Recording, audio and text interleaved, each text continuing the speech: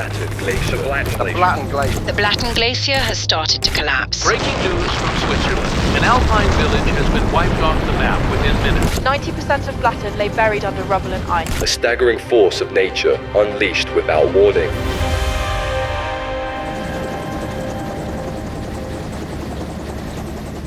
On May 28, 2025, not long ago, several glacier collapses wiped out an entire village. Within minutes, a whole village with an amazing history and culture disappeared under waves of ice, rock, and mud, as if nature itself had decided to erase it from the map. I set out to investigate the story of the Birch Glacier collapse, which triggered a landslide that buried and destroyed the village of Blatten in Switzerland.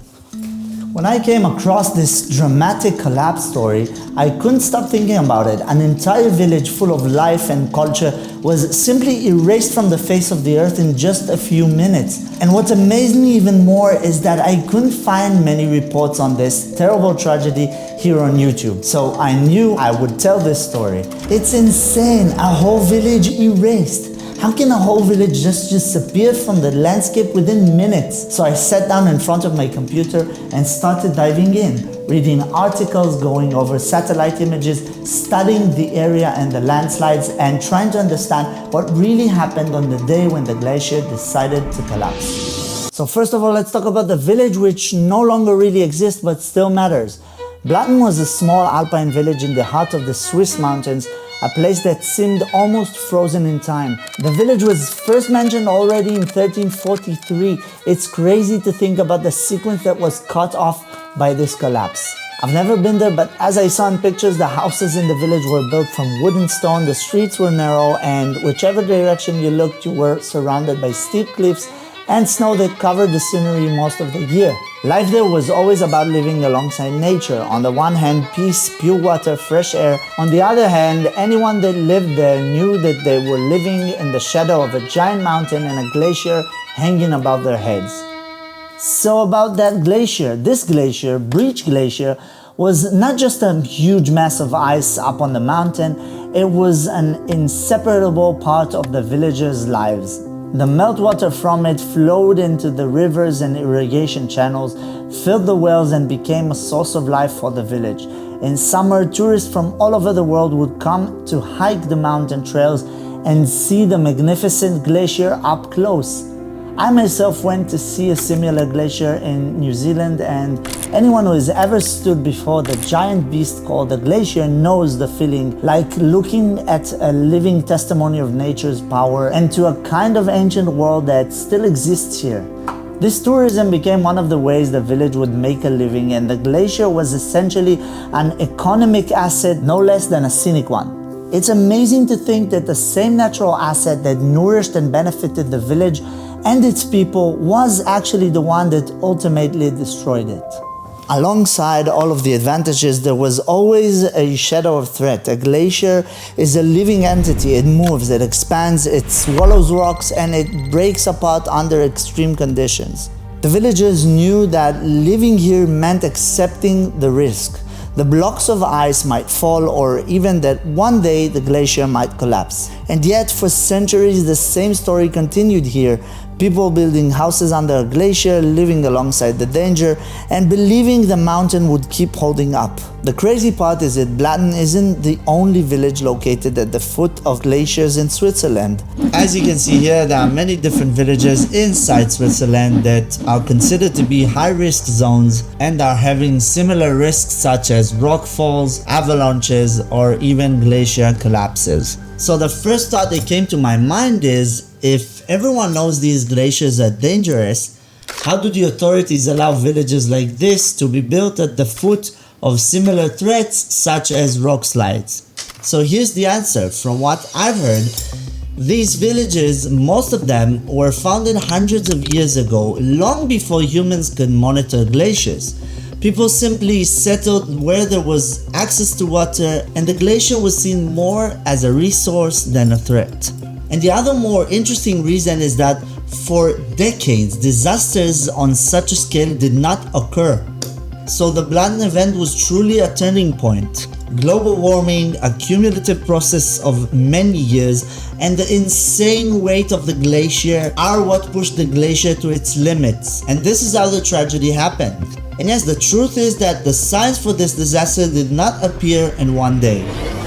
Following a significant avalanche that had already occurred in December 1993, this glacier was placed under monitoring. Starting May 14, 2025, about 14 days before the collapse, signs of instability in the glacier could have already been observed. And as the days progressed, rocks breaking off began rolling down to the bottom of the valley again and again. And so the glacier that had been for centuries a source of fresh water, beauty and tourism gradually became a real risk. The residents of Blatten may not have known when the moment of total collapse would come, but they could probably feel that something up there on the mountain was no longer as stable as it once was.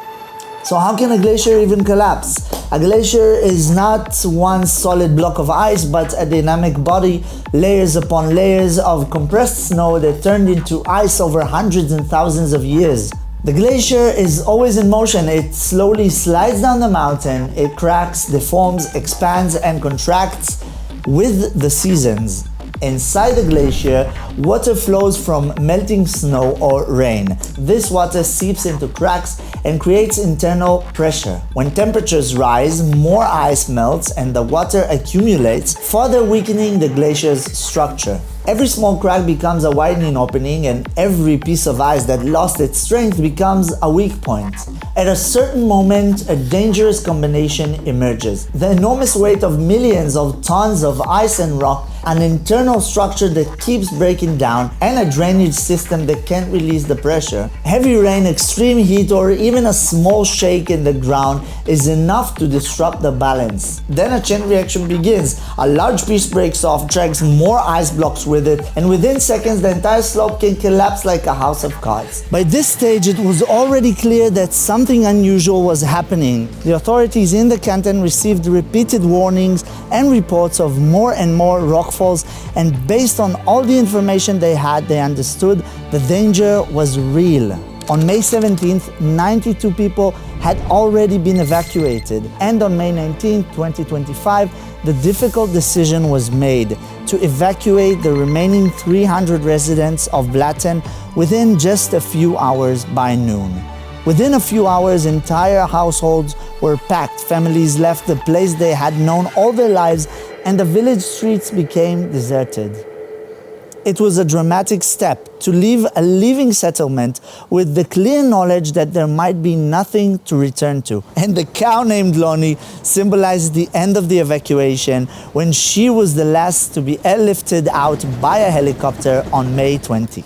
In the following days, more and more rockfalls occur, adding up to another 1.5 million cubic meters of rock piling onto the glacier and increasing the load on it. As a result, the glacier's sliding speed down the mountain increased significantly. Then became the moment when all the signs turned into reality. On the morning of May 28, 2025, muffled explosion-like sounds were heard from the mountain as if something massive had broken inside. Within seconds, blocks of ice and rock began to tumble down, becoming a destructive wave of ice, mud, and stones.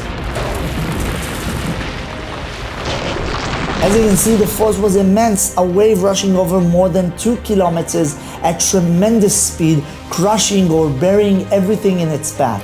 And this was the result.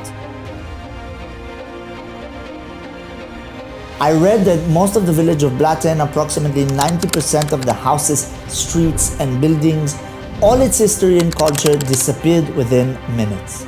Seismic waves recorded a magnitude equivalent to a 3.1 earthquake on the Richter scale. As a result of the landslide, a 64-year-old shepherd was killed along with 100 of his sheep, but thanks to the evacuation and the preparation in advance, apart from that shepherd, no other people were killed.